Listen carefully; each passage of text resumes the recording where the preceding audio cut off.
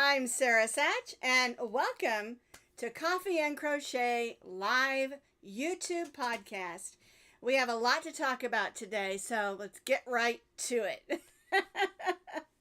Alrighty, so the very first thing we're going to do this week, because I forgot last week, is to clink in and check out my big old jug of tea. This is lemon tea I made this morning, and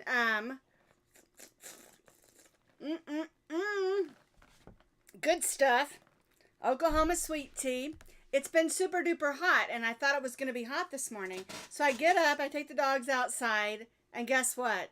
It's 70 degrees and it's got a light rain. It was beautiful.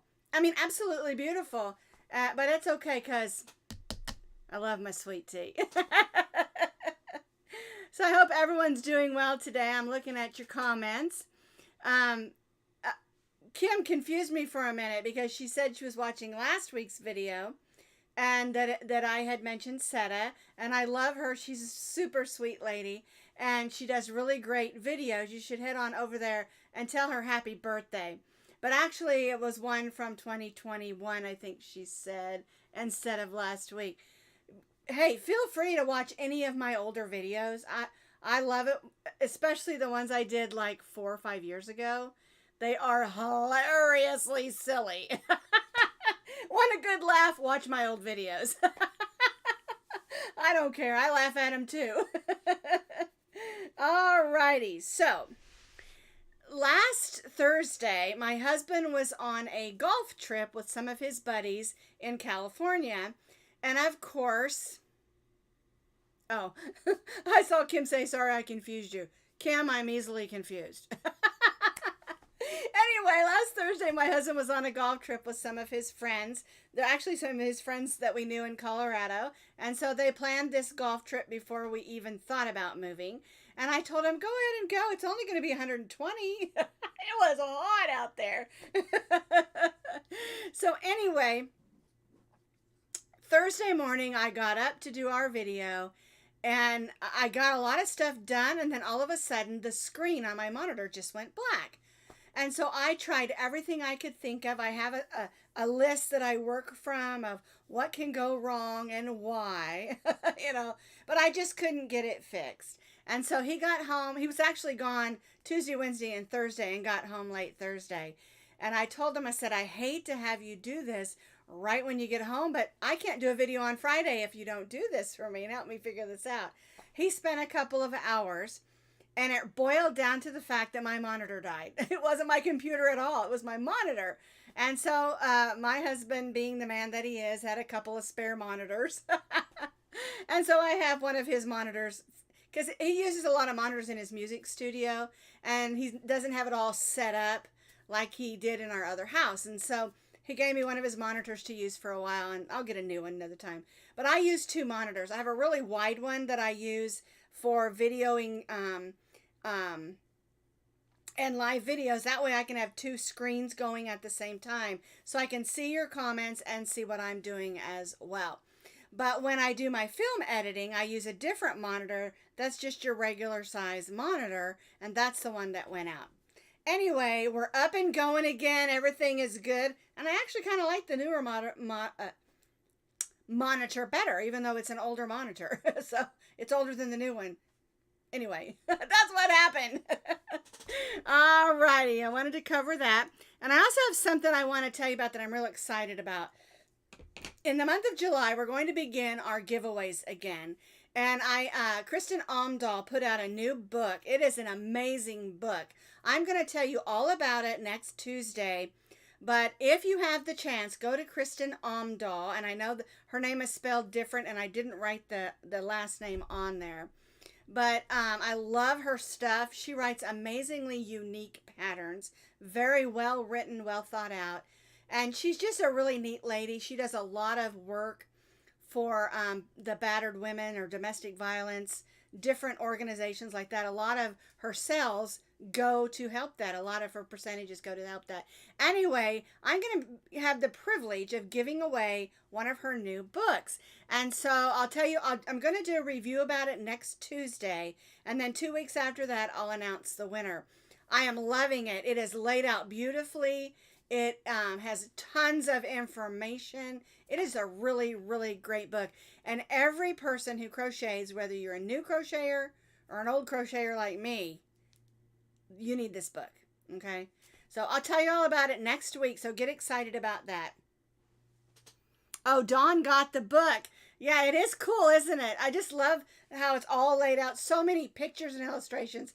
Anyway, we'll talk about that next week. Let me grab a little tea here. Okay. Now, let's get right into something that is super duper cool. And that is, I got some super new mail this week. Remember last week I got those beautiful paw print dog bone, actually it was 2 weeks ago, hot pads, and then that beautiful towel that was in country red and brown. And then I made the plastic bag holder in similar colors. Well, this week I got some more Happy Mail. And guess what? I can get them out of the bag again. I stuffed them back in there. These are 2 double thick hot pads in country red, and this one has like an off-white, and this one has brown. And these are super thick. They're fun to make. I don't know which pattern that she used. And these are from Dawn Tenneson. She's the one that just commented that she got Kristen Omdahl's book. Thank you, Dawn. These are adorable, aren't they? There's several different patterns out there for these. And I don't know which pattern she used. Maybe she can put that in the comments. But this is an awesome pattern because it's double thick. It's a nice, tightly stitched pattern, and it's double thick. My kitchen is going to be so beautiful because I'm saving all these nice housewarming gifts for my new kitchen. And I've got the box down there, and I'm just putting everything in it. She sent me this lovely card. And, you know, she put it's got a little bird on it. Isn't that cute? I'm not going to read it to you because it's personal and special to me. But it means the world to me, even when I just get cards. And again, I've had several of you ask for my shipping address. If you want my shipping address, you can contact me through the web page or my Facebook page. Both those links are in the notes underneath this video because I don't put it out there. And you should never, ever put your email address or your shipping address in any comments anywhere that anyone could get them, okay? Who said I'm not old? I'm almost 60, people. I turned 59 this year, so I'm 59 and a half now. I'm going to be 60. And something that's really funny is my husband's birthday and my daughter's birthday are both in August. My husband on August 1st is going to be 60. My daughter on August 14th is going to be 40. Ah! That's 100 years between the two of them. I'll have to let you know about the party. My daughter-in-law, who makes these amazing cakes, was telling me about this super cute cake she's going to make, and I'm so excited about it. I'll get some pictures and I'll show it to you. Okay, so asking about offers on my house. We've had quite a few showings. We've had some interest. I'm going to put it that way. A lot of times you get these people that are house flippers. They'll give you a really low price because they need to make money and, you know, in order to buy the house and flip it. So anyway, no solid offers yet, but keep praying, keep thinking, pushing those good vibes because we really want to sell that house. I love that house, and I just think that anybody who goes on that property, I mean, it's 5 beautiful acres with a great big shop and a barn and a horse barn, and it's just a really great property, and I loved living at that house with that view of Pikes Peak. So someone's going to fall in love with that house just like I did, and then we'll sell it. All right, I'll get tea over here out of the way, and let's get over here to I already flipped over there, didn't I? Our top cam. And so what our question is today, I didn't mean to flip over to it just yet, but what our question is, last week we talked about yarn, and we talked a lot about what's the difference between weights and ounces and all that. And if you didn't see last week's video, it really gave some good information on ounces versus yards versus weight. And so, but I did get a couple of questions about, so what's the deal with Yarn Ply? Okay, and I'm going to show you this chart real quick. I found, it's not mine, okay? I found it on a site called, I think it's www.treasures.com. Let me pull it up for you so you can see it. Okay, I'm going to put this back over to this other. Okay, so I'm going to try to get this so you can see it clear. My iPad keeps wanting to glare. Okay, so let me see if I can set that on that yarn. There we go. So you can see here's all your weights. 0 through 6, and they've got lace, you know, what it's all it is, Aran, bulky, chunky, whatever. Okay, and then it has yarn plies. This is in the UK, what their yarn plies usually are. This is Australia, and you'll notice there isn't one for USA. And the reason is we don't really use the yarn ply that much, but when we do, we basically go with what they do here. But, I mean, the thing is, what is yarn ply, right? So let me click back over to this other screen. What is yarn ply? Well, the best way for me to explain it to you is when you buy a package of toilet paper, and I don't want to talk about toilet paper here, but we're going to for a second. When you buy a package of toilet paper, it'll say 1 ply, 2 ply, 3 ply, 4, or whatever. And really what ply means is layers. All right, if you get a toilet paper that's a nice 4 ply or whatever, I don't even know if they make 4 ply. Let's go with 3 ply. It's a little bit thicker, more absorbent, you know. You know, so you want to get a better toilet paper, right? Well, when we're talking about yarn, let me click back over here. We're talking about strands or layers. And the reason that the chart doesn't exactly work all the time is because and here's some examples. I pulled these for a reason. This is a medium weight number 4 acrylic yarn, and you can see it has 4 strands. And these 4 strands are wound together in order to make a medium weight number 4. Well, this is a bulky number 5, and it only has 2 strands wound together to make it the bulky number 5. So if we said that 4 strands is thicker than 2 strands, it doesn't work because these are thinner strands than these. And then, of course, blanket yarn is just 1 strand of fuzzy yarn. And so it doesn't always work. But when in doubt, you can use a chart similar to this one that I showed you. When you go into like Ravelry, because Ravelry is international, it serves the whole world. And you're going to get crocheters and knitters from all over the world.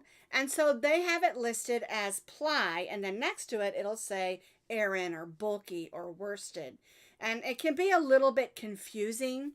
And so when we just rely on the ply, you know, years ago, that was the standard. That's what everybody did, is they basically used ply. By how many strands of yarn were used to wind it into a piece of yarn, you know, and they were done on machines, and they still are. A lot of them are. You do have a lot of wonderful people who dye and spin. I was gonna say spin yarn, and those are beautiful yarns, and those are all done by plies. You know, if you go to a local yarn store, most of your yarns are categorized by yards for length and ply for thickness. So you're going to have to kind of keep that in mind when you do that. But most of the big box type yarns like Red Heart Super Saver or Lion Brand, yes, the ply is important because they're using different thicknesses in order to make it. It doesn't go along with the standards of what used to be. And so for the last 25, 30 years, we've gone more with just using the chart. And as far as the thickness of the yarn, and we showed this chart last week, you know, that's the thickness of the yarns, depending on the number. Your thinner yarn is 0 up through 7, and now there's even an 8. We talked about that last week. And so I wanted to kind of help clarify that because the yarn ply can be confusing. It really, really can. And you're like, well, I have this worsted weight like this over here, and it has 4 ply, where this chunky one only has 2. Well, these two are chunky, and so because putting these two together makes it thicker. Well, then how do I get this to equal this? And it's very confusing. Okay, and yarns are just made differently. It's like this blanket yarn. You've got all kinds of different fuzzy, big, thick yarns that are not ply at all. This is like this, blanket yarns are not spun the same way that these other yarns are, and so they're processed different. Maybe your fleece yarns, they're processed different. Fleece yarns are cut in strips, and I'm not exactly sure how these are processed. I haven't ever seen how that's done. I have watched videos. Red Heart Super Saver, before they were bought out by Yarn Inspirations, had a really neat video on how they make their yarns. And I watched it a couple of times. It was really interesting. It might still be out there. I didn't look for it this week.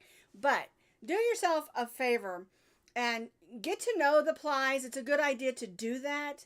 But for the most part, when you're looking for yarn, look for the symbol with the numbers like these, and you won't go wrong, okay, for your thicknesses. Now, it is confusing if you're going to add or get a pattern off Ravelry, just because it's an international site, and people from all over the world use it, and so they have to have a little bit more information in there to help everybody, okay? And yeah, I know years ago, everything was about ply. How thick it was by ply. And it's not like that anymore. Because, I mean, even some of your worsted weights can have up to 8 different strands extremely thin in order to make them, because they're putting in color strands or reflective strands or other types of things in there. Okay?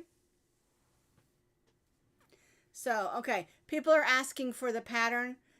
Okay, Rita let you know. She said Dawn told us the pattern in the above link. So look higher up in those, not links, but comments, and the patterns in there, okay? Dawn, feel free to put the pattern on the page, the PPD Puppy Love page, if you want to. Feel free to load it there. That's fine. They are beautiful pattern. It is a beautiful pattern. It turned out lovely. And I love a good thick hot pad pattern, and I really like that. So anyway, I saw that. I thought I'd mention that. All right, now, because we didn't do a video on Thursday, I just have 2 to show you today. And I want to show you yesterday's first because I just love this pattern. I was having a little fun, and I made ourselves a kaboom. Stuffy. He's super cute. I think with his explosion here, he's about 12 inches. It's soft. And I made it with 2 strands of blue and red and white. You could use a bulky 6 if you had it, and it would do about the same thing. Well, I added the face a little bit crooked because I wanted him to look like he was flying. But you can put the face in the center. You can put it anywhere you want. And we've got us a gold star here and a gold star here as an explosion. His name is Kaboom, the fireworks Stuffy.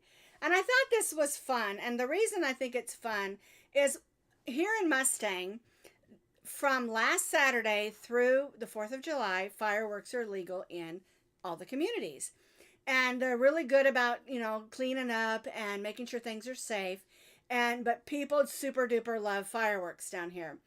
But there's a lot of kids that are too young for them. They want to see them, but they're dangerous. And so it's kind of fun to make something like this and let the little kids have it. They can throw it around the yard. They can throw it around the house. Don't let the dog chew on it, because Rosie tried to get a hold of it. Anything that's a Stuffy, my Rosie likes. And she'll put she's got like 4 teeth, and so she'll gnaw on it with those 4 teeth. Because, my dogs are super duper old. Well, they're not super duper old, but they're pretty old. Maximo's 15 and Rosie's 14. And so they're pretty old, and they don't play with toys a whole lot, but Rosie does like Stuffies. But I just thought it was super cute. And something fun for the littles and the adults to play with. I mean, I think they're super fun too. Now, I put this one, I have a red, white, and blue wreath on the door. And I stuck this one right in the center. A lot of people ask me for that pattern. And I think I said it was a repeat crafter pattern. It's not. It's made by Kara. I think her name's Kara Gunza. But you can find it on Ravelry. Just put patriotic wreath in the Ravelry search, and it comes right up. It's a free pattern, super easy to make, and I made it probably 5 or 6 years ago when we first, actually, longer than that because I made it when we first moved to Colorado, I think. And we lived there 10 years, so. Fireworks City. I don't know. Mustang is known. As a matter of fact, last year they had such a huge firework display that they made the Denver news. So as I was watching the news, I'm like, oh, that's my daughter's town, because back then, last year we didn't live here, so they love their fireworks here.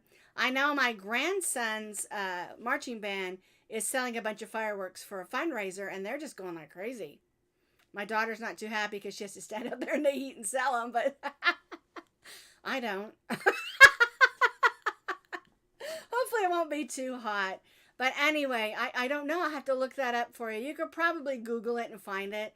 But Mustang is well known for their firework displays. Last Saturday night, the fire, what do you call that? Mustang Fire people... fire station, there we go. They put on a display, and it was absolutely gorgeous, and we could see it from our house. The only thing about fireworks is Rosie is super duper scared of them, and so I have to take a blanket, one of her blankets, and just wrap her up like a cocoon and just hold her.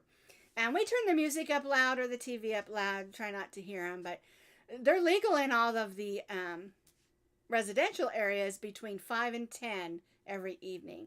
And so the kids are having fun. So, anywho, the other thing that we made this week was our soap bag. And it's about 5 inches tall this way in order to give us enough length to gather. And it measures about 6 inches around.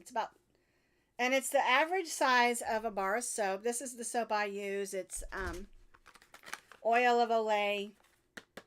The truth is, I don't know if they make this particular style anymore because it has oil in it, and I really like it. But when these went on clearance at, I can't remember where it was at. I bought quite a few of them, so I have several of these because I really like them. But it fits an average size soap bar. Okay, and it's a great way to use up a lot of your leftover yarns. And the neat thing about this is it is a bumpy soap bag. On the front side, you can see we added these triple stitches to make bumps so you can scrub the dirt off really well. But on the back side, it's a solid. Okay, so they're made out of cotton. And the neat thing about these is you put your soap inside, you wash your body, wash your face, and you just hang it up. And then the soap gets smaller and smaller, and once the soap has disappeared, you just throw these in with your towels that you're washing that week, and it washes and dries just fine. I love them. That's why I made several. This one's super cute. It's got a rainbow with the white, and then this one is some pastels. This one, I believe, is I love this cotton from Hobby Lobby. This is just stuff I had left over, so I'm not sure of the brands. And this one is Peaches and Cream. So you can use any cotton or cotton blend to make these. Now, the other thing is my friend, I talked to you all about her last week. She really prefers to make anything washclothy, soap baggy. I don't know if those are words. She likes to use acrylic yarn. She just really prefers it. She has terrible allergies to mold. And a lot of times these cotton bags, because they do collect the moisture, if you leave them too long, they can get a little stinky. And so if you with your cotton bags, if you start smelling to get a little stinky, even if the soap's not done, pull the soap out, wash it. And always wash them in hot water with I always say bath towels, but if you're going to wash these in hot water, I would do it with my kitchen towels. I always wash my kitchen towels in hot water. Okay? If you use it with acrylic yarn, it's totally fine. It's not going to hurt anything. It's just not going to be nice and soft and absorbent. But you're still going to get a nice soap bag or washcloth. But that's... she doesn't do that with her hot pads. It's just washcloths and soap bags, things that are going to be used a lot, that are going to get moisture a lot. It's just a preference, and it's okay. You can prefer that if you want to. All right, let me look, see if there's any more questions real quick.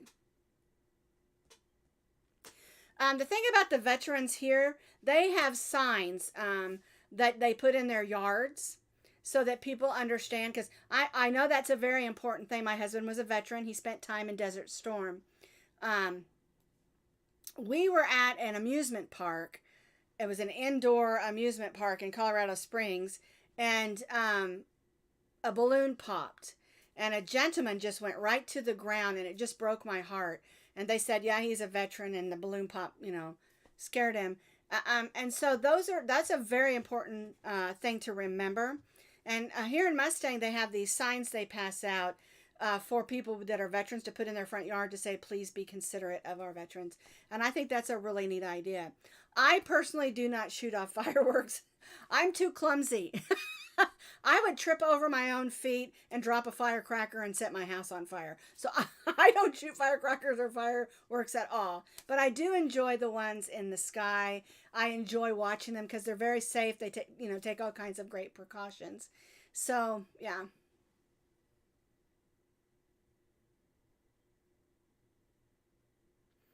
Oh, okay. Mary Jones was talking about these soap bags. Okay.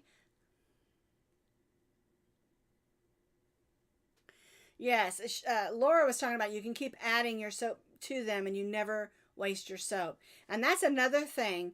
You take your soap out, you wash them, and you've got all these little pieces of soap. Stick them all in there and keep using them. When soap bars get little, they're hard to use, on your hands or your body. Put them in the soap bag. It works great.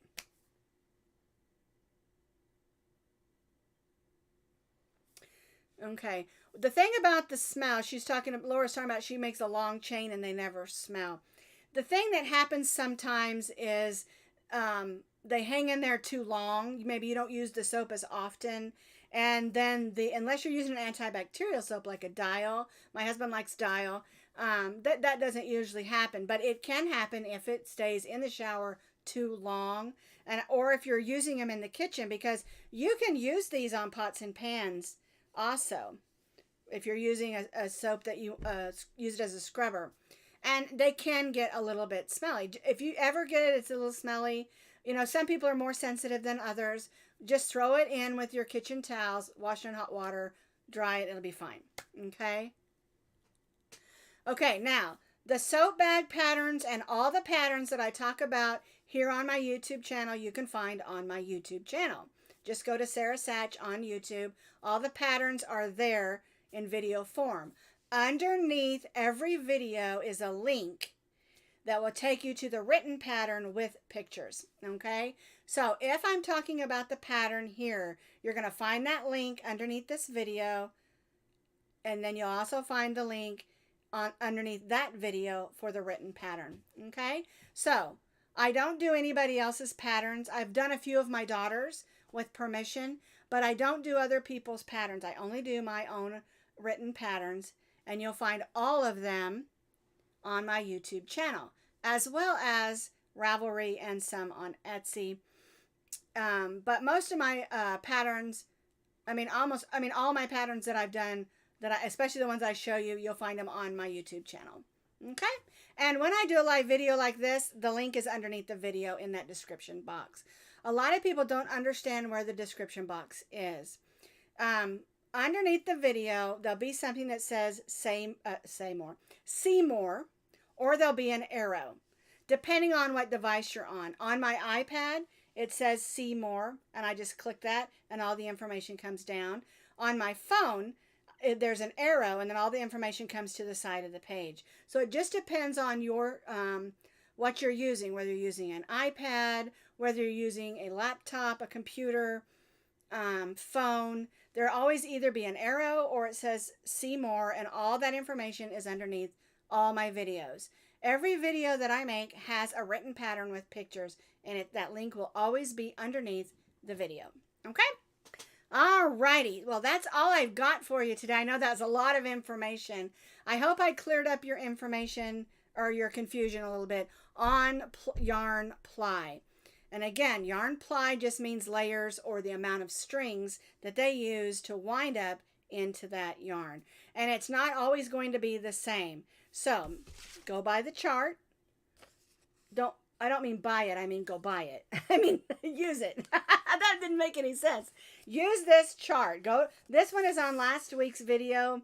The link is underneath that video if you want this particular chart. But there's tons of them. You can just Google yarn chart or yarn ply chart. You can find tons of them. They're all over the place. So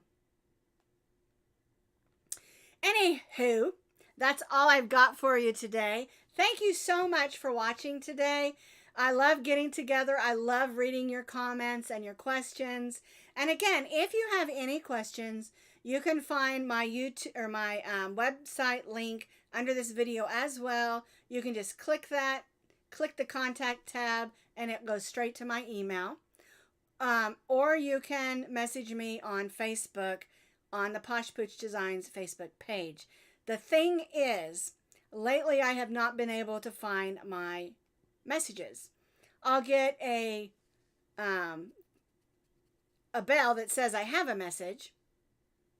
I'll go there and it's not there. So I don't know what's going on with Facebook. So the best way to contact me really is through my webpage and hit that contact tab. Yes, Kim says thank you for your husband's service. I know y'all probably don't know this, but he's retired from the Air Force. We've been all over the world. My son was born in Germany. It was a wonderful, wonderful experience. I absolutely loved the military life. We met so many wonderful people. And then he retired and we moved back to Tulsa, Oklahoma, because that's where I was from. We raised our kids there. And then 10, 11 years ago, he was with another company called Solyatelia. They were a phone test company. If you were in an area and your phone worked, it's because their company did it, you know.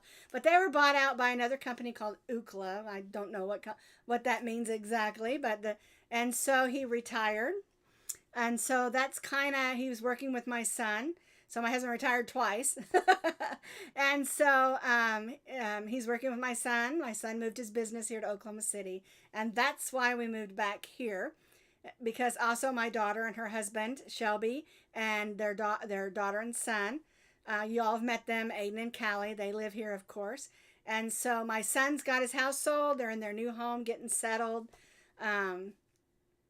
And so, yeah, all three of my grandkids are here. Both my kids and my son-in-law and my daughter-in-law were all here just having fun, getting resettled.